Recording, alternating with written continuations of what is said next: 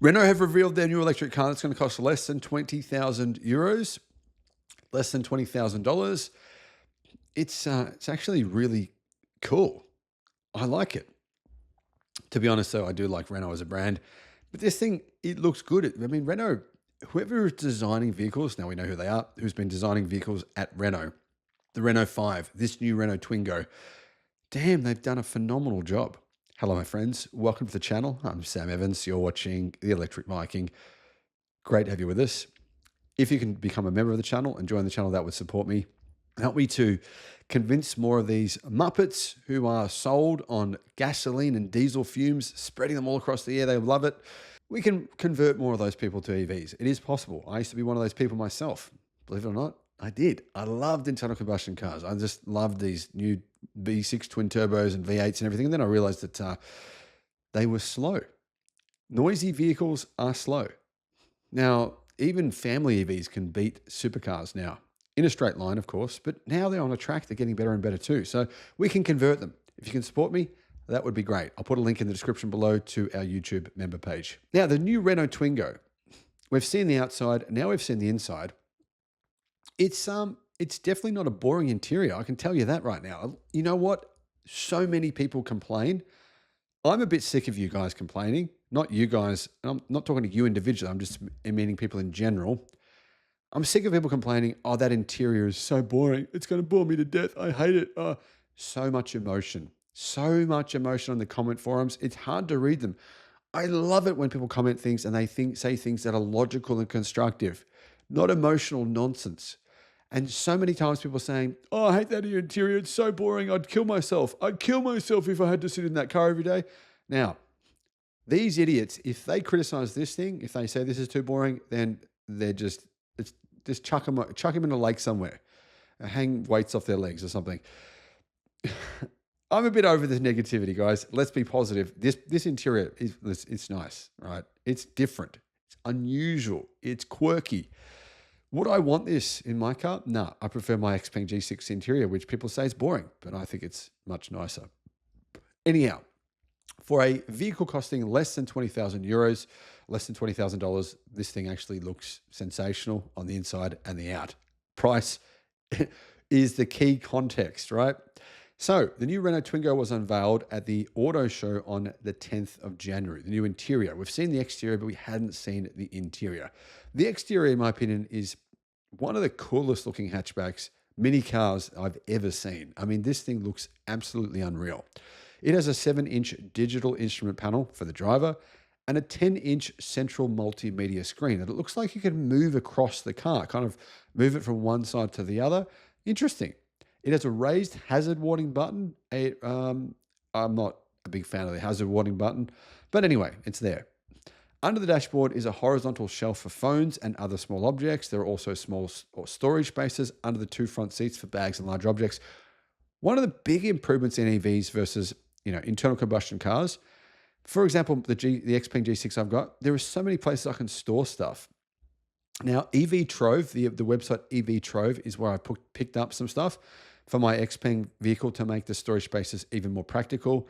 And I've got just like way more storage space in my G6 interior than you get in, say, something like a pickup truck, like a Ute, like a Ford Ranger. It's just so practical. So that's one of the things that Renault have done here as well. Found all these areas where you can put in storage spaces. Now, brightly colored seat upholstery references the original Twingo. It's trying to make this car more of a fun type city car. And the rear seat is split 50-50.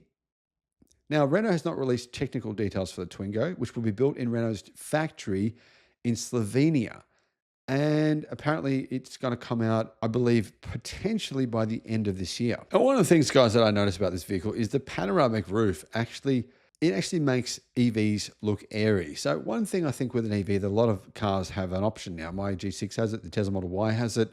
Quite a few different EVs now have the panoramic glass roof, which frees up a lot more space than cars that don't have one. So it's worth looking into that if that's something you might be interested in. So guys, what do you think about this new EV? Do you think it's a good deal for around 20,000 US dollars? I mean, obviously in China, you can find EVs that are similar to this for around 10,000 US dollars, but that's China. This is Europe. So I think this is actually a pretty good price for what looks like a really compelling car. I'm kind of excited to see this. Let me know what your thoughts are in the comments. All these automakers, guys, are complaining in Europe about these new emissions regulations. They're saying, we can't meet these regulations. It's too hard. We can't, 25% of the cars we sell can't be EVs. It's just not going to work. But the good thing is that they're, as a result of this, discounting their electric cars in Europe, which are, to be honest, they're quite expensive in Europe. In fact, here's an example. The Tesla Model Y, it is literally 10,000 US dollars cheaper in Australia. That's the case for almost every EV. The BYD cars, they're all at least 10,000 US dollars more expensive in Europe than they are in Thailand, Australia, Malaysia, for example, New Zealand. It doesn't make sense. Cars are too expensive in Europe. They just are. But now manufacturers in Europe are realizing, well, okay, we need to sell EVs at a low price in order to not have to pay Tesla billions of dollars in carbon credits for their carbon credits. So, well, let's just do that. Now there's two EVs that cost way under $20,000, and they're actually pretty good. Hello, my friends. Welcome to the channel. I'm Sam Evans. You're watching the Electric Viking. Great to have you with us. EV sales in Germany went down by 27% last year.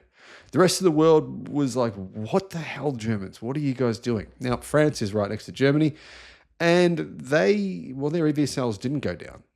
Interesting.